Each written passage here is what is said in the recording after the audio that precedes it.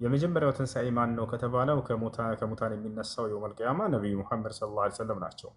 ሐዲስ ላይ ቃል በቃል ሲናገሩ አነ አወሉ መን ተንሸቁ ዐንሁ አልቀብሩ የውመል ቂያማ አሉ። የትንሣኤ ቀን መጀመሪያ ቀብር ተከፍቶለት የምወጣው እኔ ነኝ ብለው ተናግረዋል።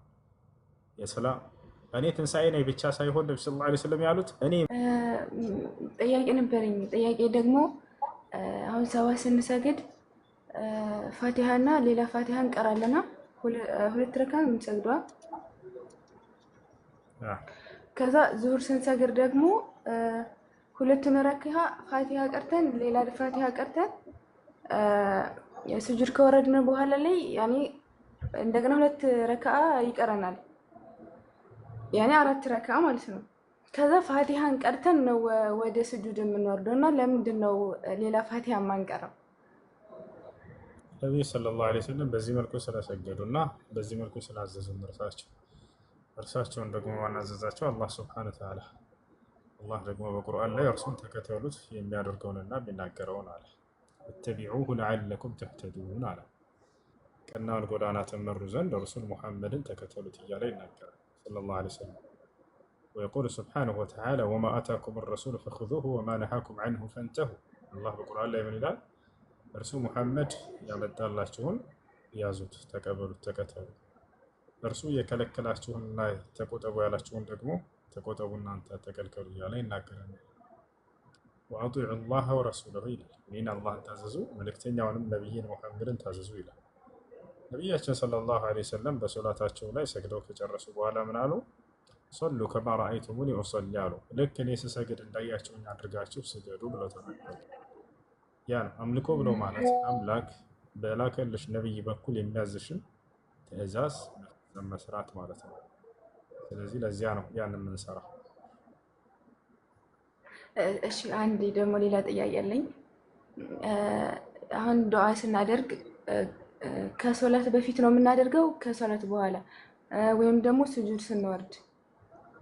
እሺ ዱዓ ከሶላት በፊት ማድረግ ትችላላችሁ። በይነ አልአዛን ወልኢቃማ ዱዓ በይነ አልአዛን ወልኢቃማ ላ ዩረድ ከማ ቃለ ነቢ ሰለላሁ ዐለይሂ ወሰለም።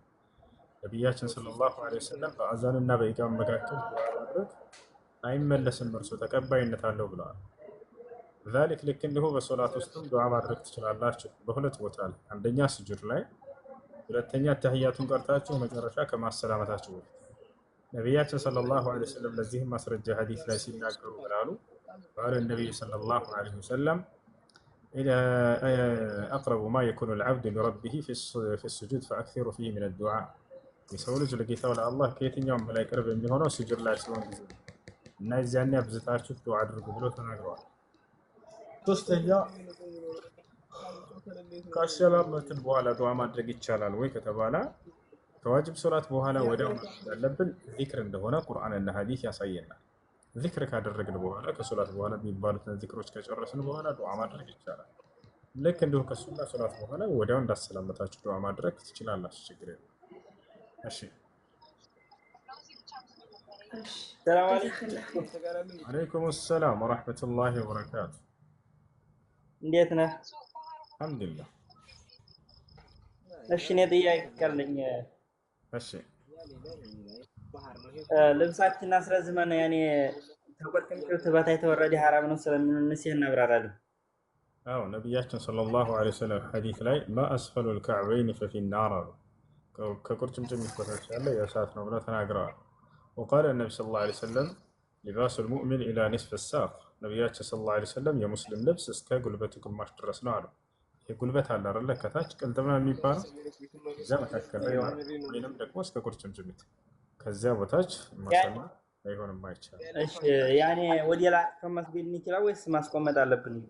መልከኝ አጥፋን የሽቅብ አጥፋን መስገድ እንችላለን ወይስ ማስቆመጥ አለብን? ችግር የለውም። ዋናው ቁም ነገር ምንድነው? ከቁርጭምጭሚት እንዳያልፍ እንጂ ወረድከውም ማጠፍከውም ችግር የለም። እሺ ሁለተኛ ደግሞ ሐማም ምናምን እናጥባለንና ያ የሚረጭብን ነው እንዴት ነው? ለጥንቃቄ ሲባል ያ እንደሚነጅስ ነው የሚያዘው፣ ምክንያቱም ቆሻሻ ቦታ ነው። ስለዚህ ከዛ እንዲረጭባችሁ ከሆነ ልብሱ ላይ ያንን ልብስ ውሃ የተረጨበትን የሐማም ውሃ የተረጨበት አጽዱት። እሺ አመሰግናለሁ።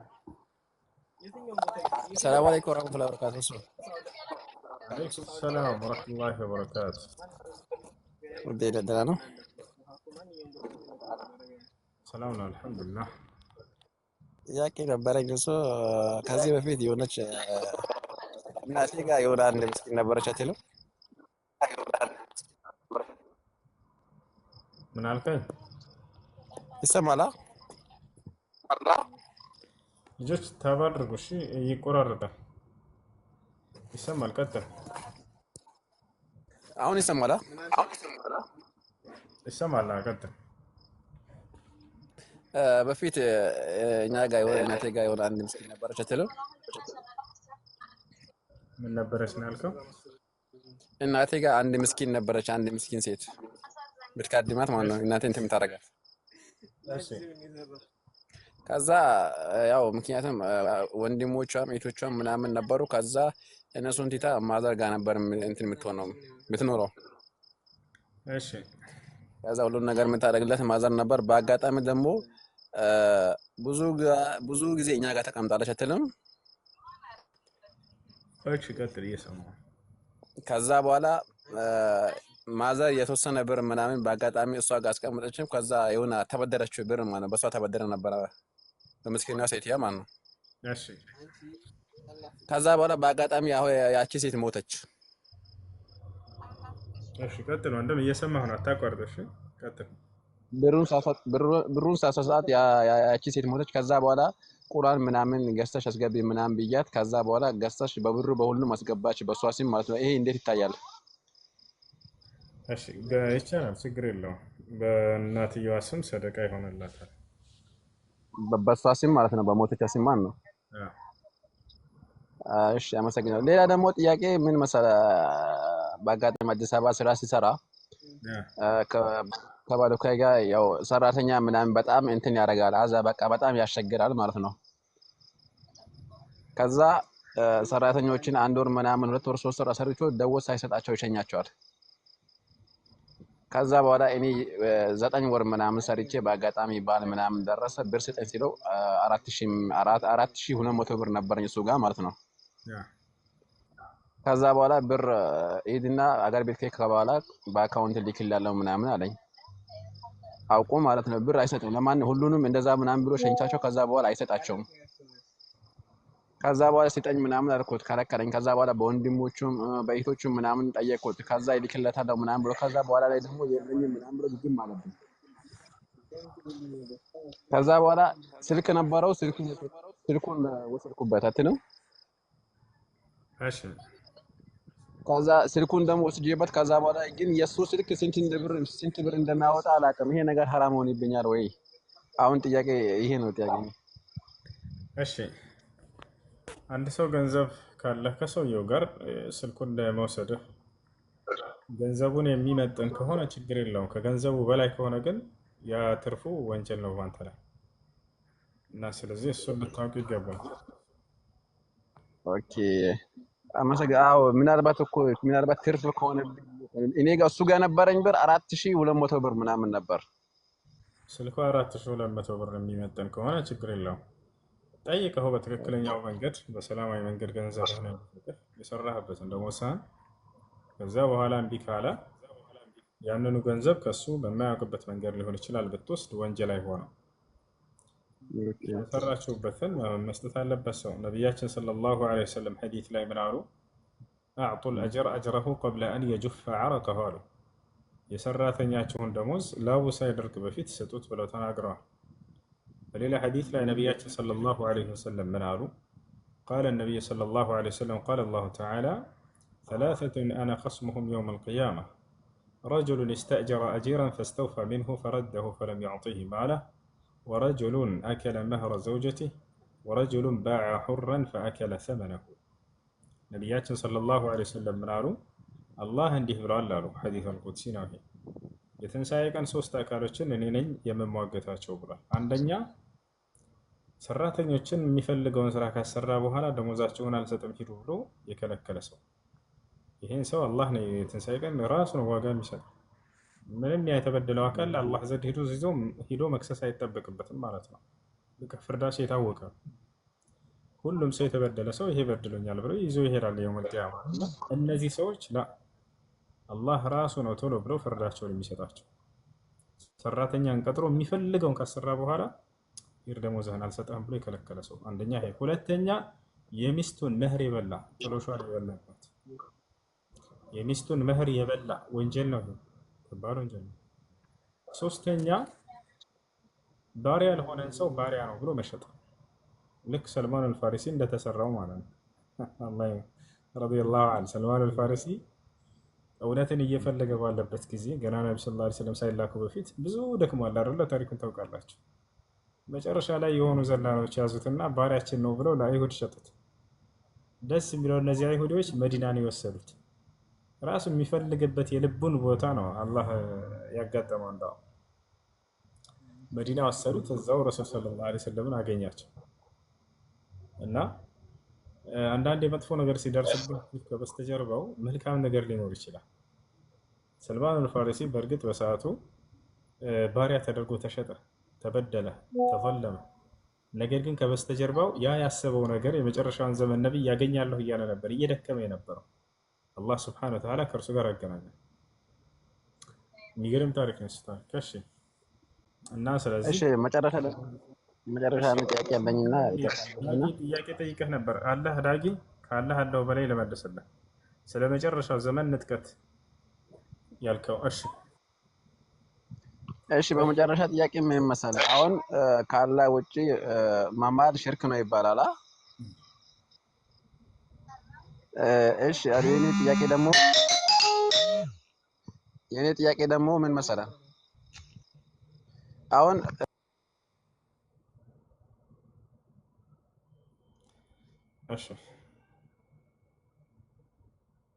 ይሰማል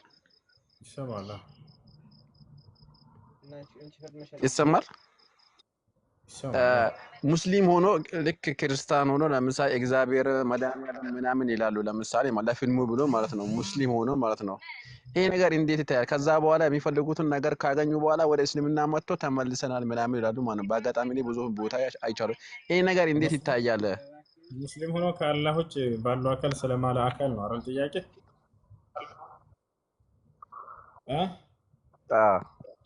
አዳምጥሽ ማለት ዳጊ መልስልሃለሁ። አንዴ ልመልስለት። ከአላህ ስብሐነ ወተዓላ ውጭ በሌላ አካል መማል አይቻልም። እንድንምል የተፈቀደልን በአላህ ስብሐነ ወተዓላ ብቻ ነው።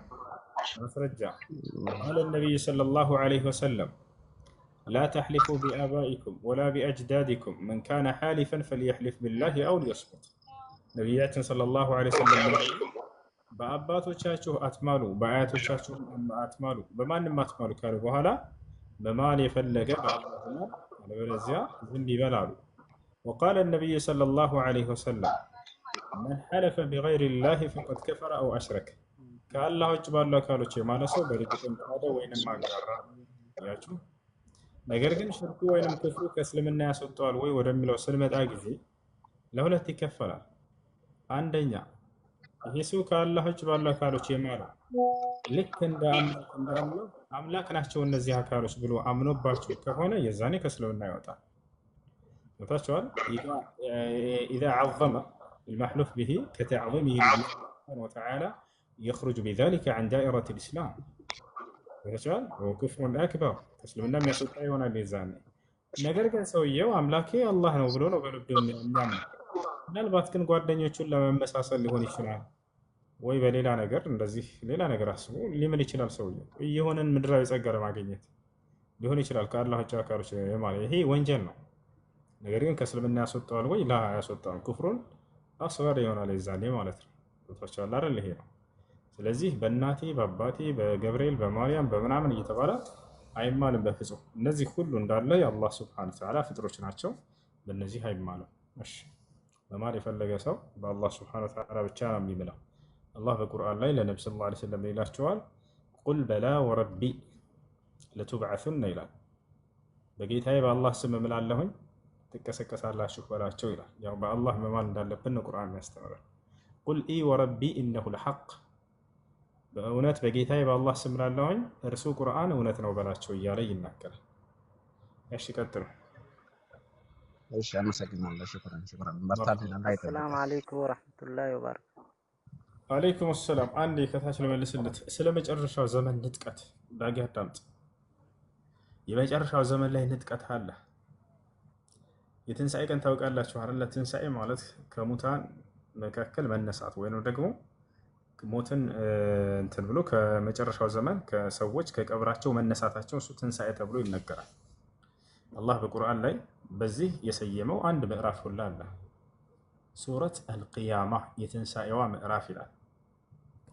ከሞት መነሳት ትንሣኤ ይባላል እሱ። ታዲያ ሰዎች ከሞታቸው ይነሳሉ ብለው ሙስሊሞች ያምናሉ። ተፋቻለ አይደል? የዘመኑ መጨረሻ ላይ ሰዎች ይነሳሉ፣ ለፍርድም ይቆማሉ ከአምላካቸው ከአላህ ዘንድ።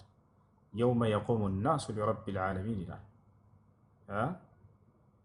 እና ሰዎች ለዓለማቱ ጌታ ተነስተው በሚቆሙ ጊዜ እያለ ይናገራል። ወኑፊኸ ፊሱሪ ፈሳዒቀ መን ፊ ሰማዋቲ ወመን ፊል አርድ ኢላ መን ሻ አላህ ሱመ ኑፊኸ ፊሂ ኡኽራ ፈኢዛ ሁም ቂያም። በመለከቱ ላይ በሚነፋ ጊዜ ከዛኔ እነርሱም የዛኔ ይቆማሉ እያለ አላህ ይናገራል። ስለዚህ የትንሣኤ ቀን ያደርግልናል አምላካችን አላህ ሱብሓነሁ ወተዓላ። የመጀመሪያው ትንሣኤ ማን ነው ከተባለው ከሙታን የሚነሳው የውመል ቂያማ ነቢዩ ሙሐመድ ሰለላሁ ዐለይሂ ወሰለም ናቸው።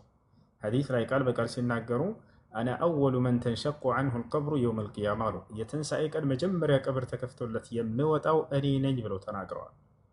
የሰላም እኔ ትንሣኤ ነኝ ብቻ ሳይሆን ነቢ ሰለላሁ ዐለይሂ ወሰለም ያሉት እኔ የመጀመሪያው ትንሣኤ ነኝ ነው ያሉት። ኢየሱስ ክርስቶስ እኔ ትንሣኤ ነኝ ብሏልና ምናምን ይላሉ አይደል ክርስቲያኖች። ነቢ ሰለላሁ ዐለይሂ ወሰለም እኔ ትንሣኤ ነኝ ብቻ ሳይሆን እኔ የመጀመሪያው ትንሣኤ ነኝ ነው ያሉት። ከእርሳቸው በፊት ማንም የሚነሳ የለም። አነ አወሉ መን ተንሸቁ ዐንሁ አልቀብሩ የውመል ቂያማ የትንሣኤ ቀን መጀመሪያ ቀብሩ ተከፍቶለት የምነሳው እኔ ነኝ አሉ። እሺ ነገር ግን ከትንሣኤ በፊት ስለ ቂያማ አቋቋም ነቢያችን ሰለላሁ ዐለይሂ ወሰለም ተናግረዋል።